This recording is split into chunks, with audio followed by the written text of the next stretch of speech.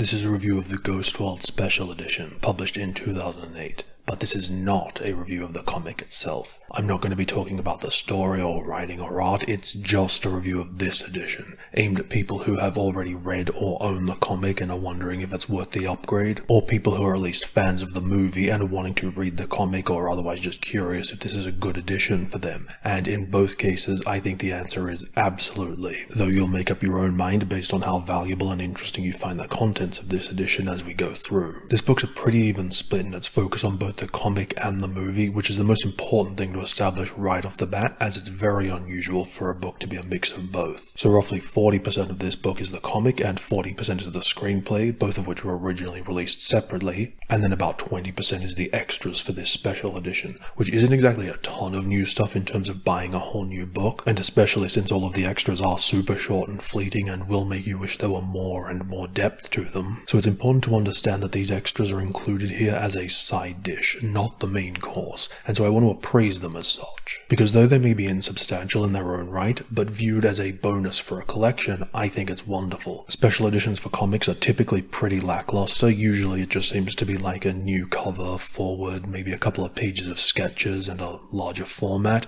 and overall just feels like a publisher's decision to do a re-release as an attempt at a low-effort cash grab. Whereas that is not at all the impression I get with this Ghost World collection, which is easily one of the best comic book special editions I've ever seen, specifically because of just how clear it is that effort has gone into genuinely trying to include enough good and exclusive content to make it worth rebuying if you already own the original. And I also really love a lot of the attention to tiny, often completely inconsequential details, but show that genuine care and effort was put into making this feel like a true special edition. An example of both these things can be seen before you even open the book. Rather than just having some boring marketing editor's blurb on the back, Daniel Close, the writer-artist, has done a whole new comic page with the characters where they tell you about the book, which is much more fun and charming. So right from the outset, this is such a wonderful exemplar of what I was just saying about the book's attention to special little details and effort being put into making something enjoyable and worthwhile for fans, and doing that all via actual content, as opposed to most huge, fancy collector's edition comics that rely solely on lavish production designs that just create an unnecessary, expensive illusion of a special edition. It's all superficial, whereas here we have a book that's still wonderfully designed, quality build, but in terms of its claim of being a special edition, it has made a rare achievement of that through having the focus be on including actual, meaningful content. So with all that being said, let's finally dig in.